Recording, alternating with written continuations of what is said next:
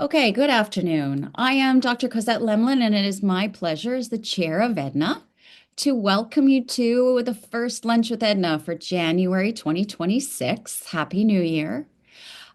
Today I have Amy Christiansen, the Manager of Faculty Support and Academic Resources at the Teaching and Learning Center of Innovation at Olds College. Amy will be joining us today to talk about confident grading, aligning assessment with learning. And I just want to let you know that this session is being recorded and the recording will be available on the EDNA website, but we're going to cut out the pieces that have anyone identified. It'll be edited down. Um, so if you have any questions about that, then you can feel free to reach out to me. I'm on the EDNA website. I'm going to pass it over to Amy now. Please help me join. Please join me in welcoming Amy. Awesome. Thank you so much, Cosette. I really appreciate it. And thank you, everyone, for joining on your lunch break on a Wednesday in January. I know your days are very, very full with all things teaching and learning. So thanks for joining me today. I wanted to talk about confident grading today because it was something that came up a lot in our work last fall. It comes up all the time, but it kind of peaked last fall for us. My role at Olds College is an educational developer. So I work with our Center of Teaching and Learning, or the Teaching and Learning Center of Innovation, TLCI here. Um, and I work with faculty. I am an educator, an instructor, a teacher myself. So I know the relationship, I live the relationship that we have when we are teaching and focusing on learning with our students, and then we have to figure out what the grade will be. And so I thought it might be wise to spend some time talking about this today with you. So, what I want to do is a little bit of engagement at the beginning of our time together, and then a little bit of engagement at the end. So, I'm going to go through all my slides with you, talking about a lot of the points. And then at the end of our session today, I want to keep some time so that you can do some breakout rooms and do a little turn and talk to talk about where you are with these topics as we go through them. I've also mentioned to Cosette that if questions come up at each slide level, I'm very open to having a little question and answer for each slide as we go. But we'll do a larger question answer at the end after the turn and talk as well. Okay. So getting started, why does grading feel so stressful? We know that grading is stressful for our students, and we also know it's very stressful for ourselves. And so I wondered if in the chat you could pop in an emoji or a word. What is the feeling that comes up for you when you think about having to put in that grade, that percentage, that letter, whatever it is that you have to input for your students at midterm grades or at final grades? What are the feelings that come up for you when you have to assign that grade to a learner? Go ahead and pop some things in the chat so I can get a sense of what feelings you're bringing into our session today, and it'll help me kind of tailor the presentation a bit. Looking for consistency, it's reductive. Am I being fair?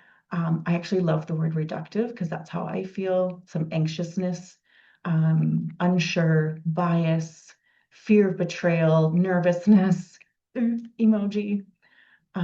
Have I given enough feedback without creating an immense amount of work?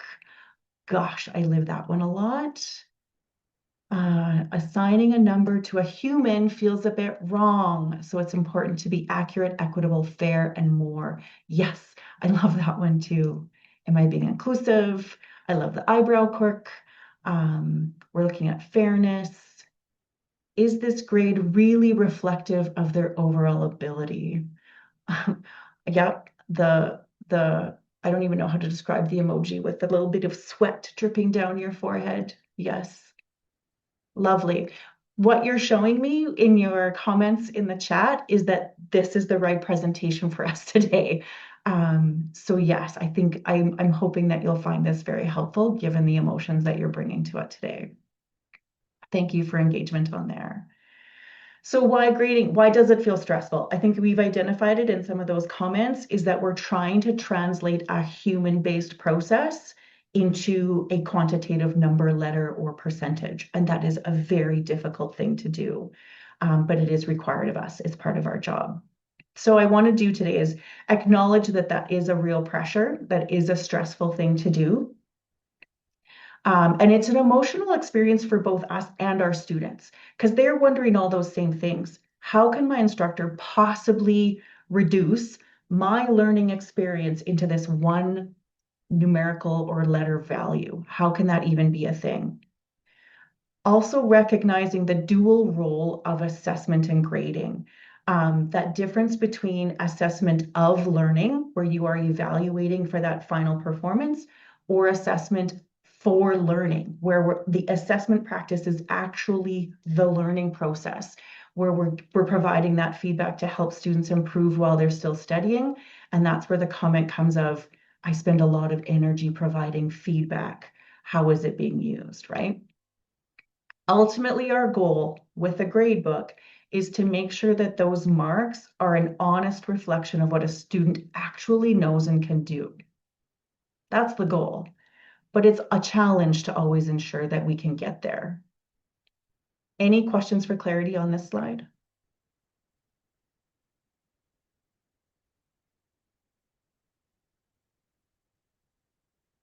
Okay, so the next few slides, I think I have about four targets or four areas I want to talk about to help us ensure that we are communicating student achievement on our gradebooks. So the first one, designing assessments that reflect the real world. So 4 points here. Avoid the guessing game. I've included the graphic on the slide here. This is from the Carnegie Mellon, the Eberly Center for Excellence in Teaching. I put the link in the slide notes underneath here if you want to come back and check that out.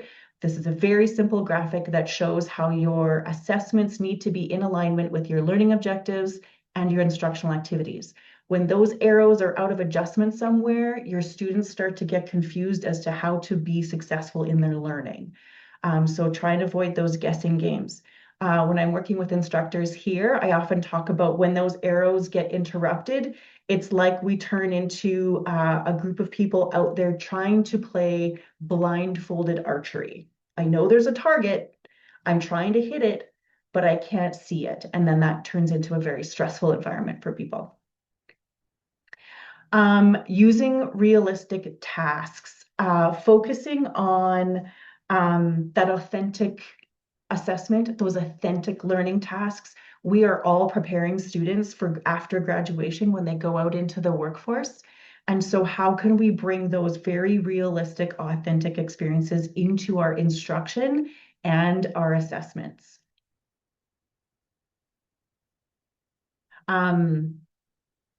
There's a link in the notes below here attaching to a post that Natasha Kenny put up in December that links to a further article that you could explore that looks at authentic assessment in a little deeper level. So I'd invite you to take a look at that. Another piece about making sure that our gradebooks, that we are confident in our gradebooks, is being clear from the start. Students are much less anxious and more successful when they know what those targets are. For example, a rubric, and I see there's a question in the chat about rubrics being helpful or more restrictive. And I think this might be a part of that. Knowing which assessment tool to use to go along with your assessment and that ties in the learning objective and the instructional strategy, choosing the right assessment tool is a big part of that. Rubrics can be very effective when they're used for the right assessment, but they can also cause a lot of stress and confusion when they're not the right tool for the job. So we could explore that a lot more. We could do a whole session on choosing the right assessment tool for the assignment or the task that you're having students do.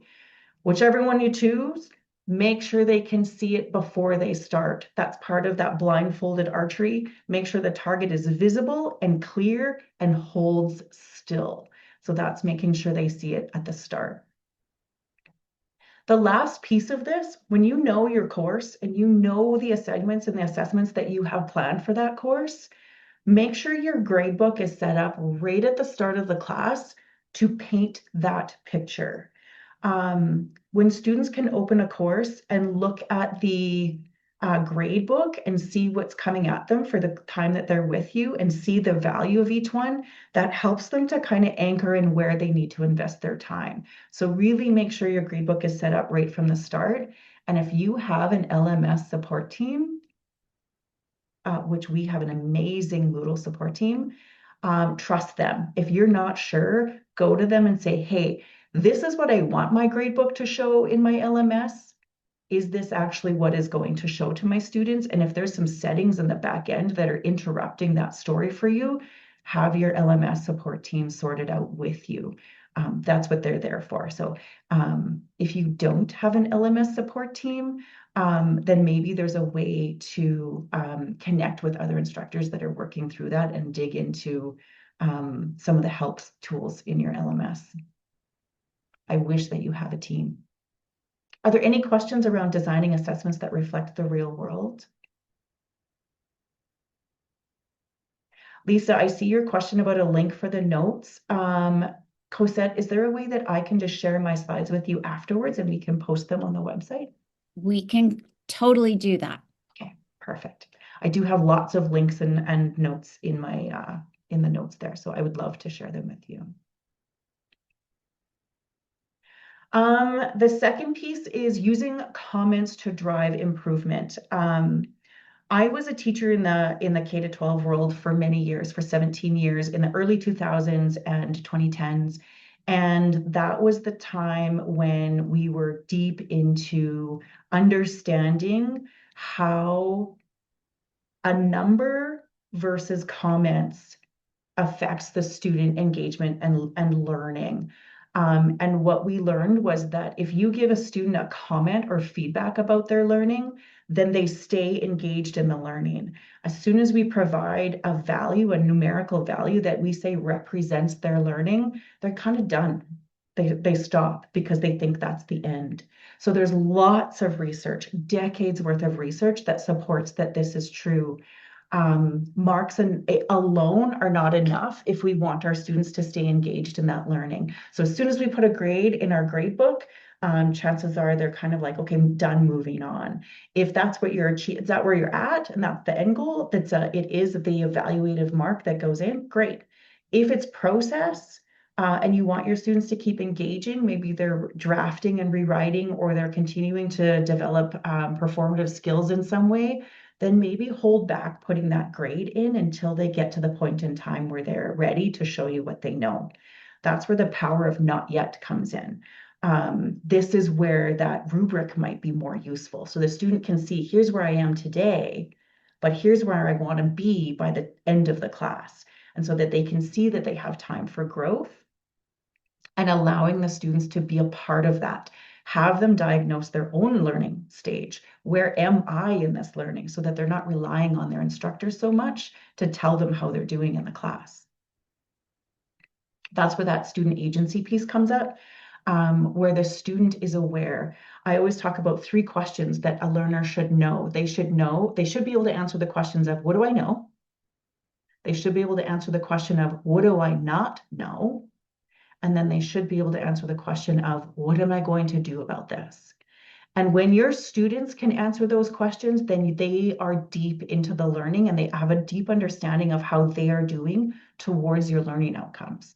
Setting that up in your class requires an awareness of how to embed those opportunities for comments, not yets, and student agency. Any questions around this one?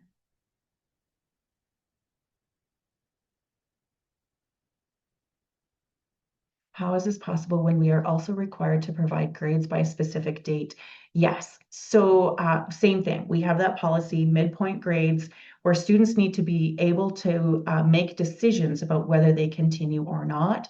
My advice on that one is to establish an assessment plan at the start of your course when you're doing your course development, to say, these are the things that I want to collect grades for, and these are the things that we can spend some time developing. And then knowing when you can collect grades. How can you have students answer those questions? What do I know? What do I not know? And what am I going to do about it on a course level, right? So finding a way to have those kinds of communications, whether that's in person, verbally, or through the gradebook, or a self-assessment tool. I know I'm already thinking about people on the call who might have huge numbers of students in a class. How do you provide this kind of comments to drive improvement? How do you embed that in a course where you have large numbers? It's a challenge, but there are ways of doing that so that the student is the one doing the heavy thinking about that, not necessarily you.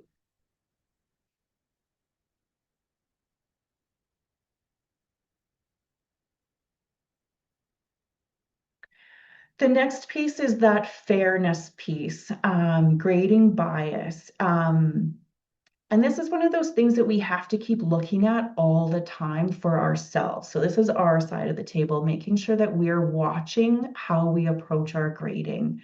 Um, what kind of grader are you? How do you come to when you've got papers to mark or presentations to observe?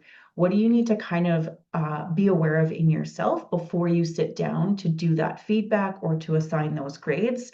And knowing what your tendencies are is maybe kind of help you stay with that consistency piece. So maybe you write yourself a little sticky note and you put it on your desk when you're going to sit down and watch presentations, or double checking your work is a piece when you have a bunch of papers coming in. I know we all want to sort them into these are the ones I think are going to do really well. These are the ones I think are kind of mid-range, and these are the ones are going to do that I'm expecting maybe aren't as strong. But maybe before you just jump in and mark those, read the whole paper and see if a student actually surprises you, or do the blind grading in your LMS tool to try and keep that bias as low as possible. Those biases sneak in. And so as long as we're always trying to bring it up for ourselves before we go into doing any of that work. And I always challenge my students to keep me accountable. That's part of their job for me. If they think I have done something or if I've given a grade that is unfair, then we should be able to have a conversation about it. I should be able to lean back on my marking tool, whether it's a rubric or a marking guide, whatever the criteria was, I should be able to lean back on that to uphold the grade that I'm giving. But truly, they might, just by coming to me and having a conversation, we might have a conversation that shows, I could make an adjustment of that grade based on this conversation at this point. Split personalities. Yeah. And I think that speaks maybe a little bit to our energy levels when you're doing that marking, right? Um, when you sit down to mark 50 or 60 papers and you're like, okay, I'm going to get through all of these in the next few hours.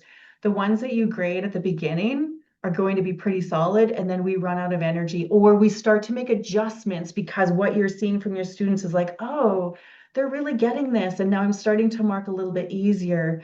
Like that split personality. I started as a hawk, but now I'm kind of gentling on some things.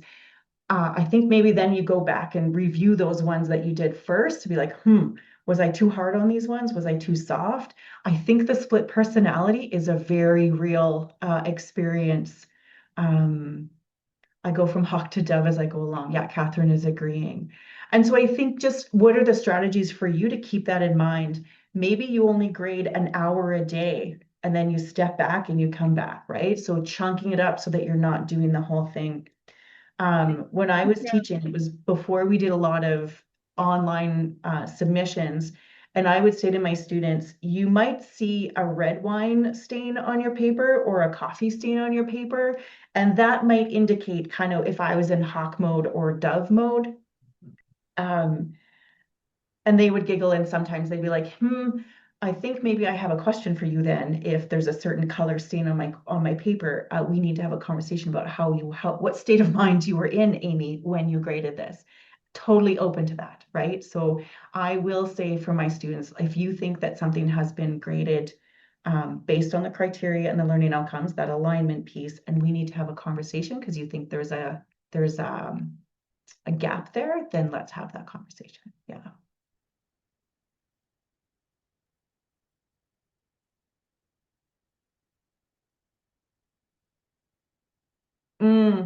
Jackie's put a comment in that's very wise as well. Try not to release grades until you've completed everything for the assignment so that you can go back and balance out your hawk and dove. Across the semester, I think reverse can sometimes be true, easygoing. Yeah. So I think that's a great idea. Don't release the grades until you're confident that you have, as accurately as possible, graded those assignments. Great comment. This last slide is becoming more and more important to me and our campus as we go through our assessment and grading practices. And I am starting to phrase this around student health when we think about grading. There's a really great link to the learning space. And I attached the link in the notes below. It's through Dr. Becky Kennedy. And she talks about the learning space between not knowing and knowing, and that space in there is a feeling of frustration. And when we think about being resilient, we want our students to be resilient and work hard and push through and do the things. That's great. Learning is one of the hardest processes we engage in, and that space between knowing and not knowing is really hard. And I think sometimes we need to remind ourselves of what it's like to be in that learning space. And Dr. Becky reminds us that resiliency doesn't come from getting from knowing as quickly as possible. Resiliency comes from the length of time you can tolerate being in the learning space. And we've all seen this. We've seen the moment that students can't tolerate it anymore. They shut down, they withdraw. Either they withdraw physically or they exit the program. They just go, I can't do this anymore. And so we have to be careful with that in our own courses, in our program courses. So I think we have to start really paying attention to this learning space and how we're having our students engage in it. So I put some points on here to think about when we're doing that, to keep that student health as the focus for our grading practices. One of the main things is watch out for your heavily weighted items in your course. Does it need to be a 50 to 70% for a large exam or a complex project? Or can we break that down so it's not quite so much that creates that experience of extreme stress for the learner? How might we embed that low stakes feedback along the way for some of those bigger pieces? And I think this goes back to one of the questions we had earlier about how do I fit that all in when I have responsibilities to hit grades at certain times? And I think it's going back to your full assessment plan. What are the things I need to collect grades for that link to my outcomes? And where can I use some of the space in there to provide low stakes feedback for my students so that they can answer those questions? What do I know? What do I not know? What am I going to do? Flexibility. When students feel like you see them as human beings who struggle with life, that is a part of that health as well. When we can provide grace periods, I'm testing this in a course I'm teaching right now where I have a deadline for something. The due date is Sunday night at midnight. The cutoff is Wednesday at 5 p.m. And so they have a due date, but then they have a bit of a grace period when it has to be done. And I'm not having any requests for extensions on those because they can already see that there's a grace period built in for them. I'm curious to know what they're thinking about that, and I'll ask that in my course review. But I think any place we can offer that flexibility for them to try and release some of that stress line is important. Sometimes it's dropping the lowest mark. If you have something where you have collected multiple grades on something, is it possible to drop a lowest grade? It isn't always, but just something to consider.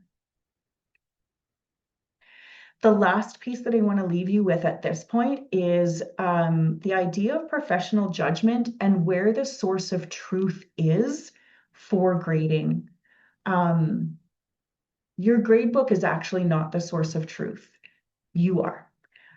So it's up to you to keep that robust data for your digital gradebook, so that the students feel like they can be confident in the grades that you're putting in as well. Um, I talk about this all the time with our instructors on campus, that there is an intentional gap between the Moodle or the LMS system where their gradebook is growing and evolving throughout the course. There's a gap between that system and the student information system, which we use Banner, where the instructor has to physically input the grades into Banner. And that gap in between allows for that professional judgment. So as an instructor, I can look at all of my data that I've collected from students, whether those are the products that they've submitted, conversations that I have documented, or observations that I have seen throughout the course. So that if I look at that grade and go, has this student actually met these learning outcomes in my course? I look at all that data to be able to decide what that final grade is going to be in the student information system. So I'll say that one more time. The gradebook is not your source of truth. You are. So making sure that you're putting in as accurately as possible, and that going back to the first slide, it is a social process. It is a relational process between you and your students. And so trying to distill that down to a single grade is very hard. But you are the one that has the most information for how to do that. I just want to see if there's anything coming up in the chat. Well, Catherine is saying that they've experimented with flexible deadlines, conducted some research. I would love to see some of that research, Catherine, if you wouldn't mind, if you could post it or send it in an email maybe to Cosette or myself. I would love to know more about the research on those flexible deadlines. Perfect.